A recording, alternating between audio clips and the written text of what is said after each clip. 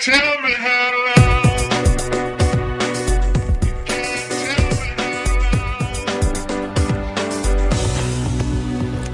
This story is certain to inspire you. Farrah Gray is an African-American first, the youngest black man of his generation to make his mark on Wall Street and become a millionaire. He is tonight's African-American first.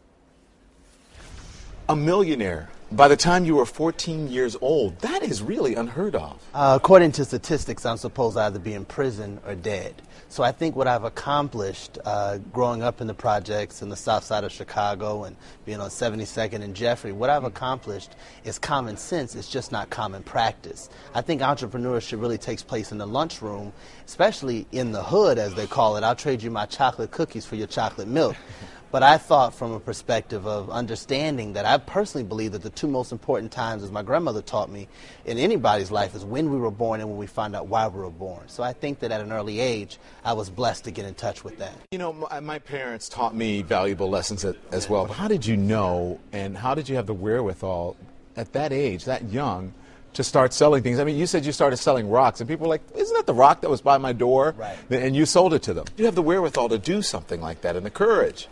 Well, I think that comfort is the enemy of achievement. Growing up poor, when I woke up, my mom was up. When I went to sleep, my mom was up. And my father was a black leader and activist, and activism doesn't come with a salary. So I realized, I said, wait a minute, when my mom had a heart attack, I said, I must do something to help her.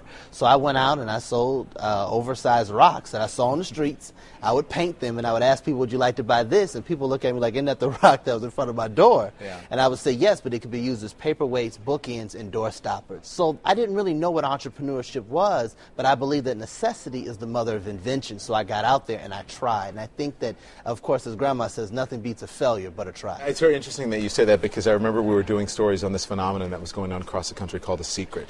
And there is an anecdote in The Secret about this guy who started selling these rocks, any rock, but he started calling them gratitude rocks, right? Yes. And so people started buying them because it was to remember to be grateful. And so right. You can always do something. Do you think, though, that you're exceptional in any way, or can just about anyone do what Farrah Gray has done? Absolutely. I believe anybody can do it. I don't believe that I'm one in a million. I believe I'm one of a million. What I've accomplished, anyone can do, because, again, like I said, I'm supposed to either be in prison or dead.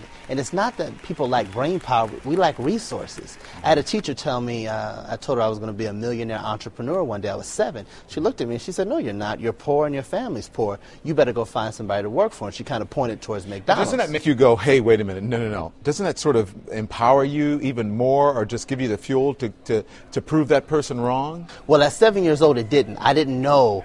I remember going home to my grandmother. I said, the teacher said I wouldn't be successful and I couldn't be successful. And she said, remember that no matter what anyone says to you, wake up every morning, honey, she said, and say, why not me? If you want millions, if you want a mansion, she said, and prophetically, she said, if you want to put an end to homelessness, and I've been the spokesman for the National Coalition for the Homeless, when I found out that the average age of a homeless person was 9.5 years old, I knew that I could give back. So she said, wake up and say, why not me? She said, if you believe in yourself, you can accomplish anything that you put your mind to. That's your message to everyone. And listen, you know, like, your life hasn't been a fairy tale. As you said, your mom had a heart attack and you lost your sister, which had a profound effect on your life. To leukemia. Yes, and I've been the spokesman now. I've been working hard all over the country trying to raise the awareness within various urban communities to get more people in the bone marrow registry, because we're losing people that could live if they could find a perfect bone marrow match. As an African-American first, we're calling because you are very young to be a millionaire, and a multi-millionaire now, I'm sure. It's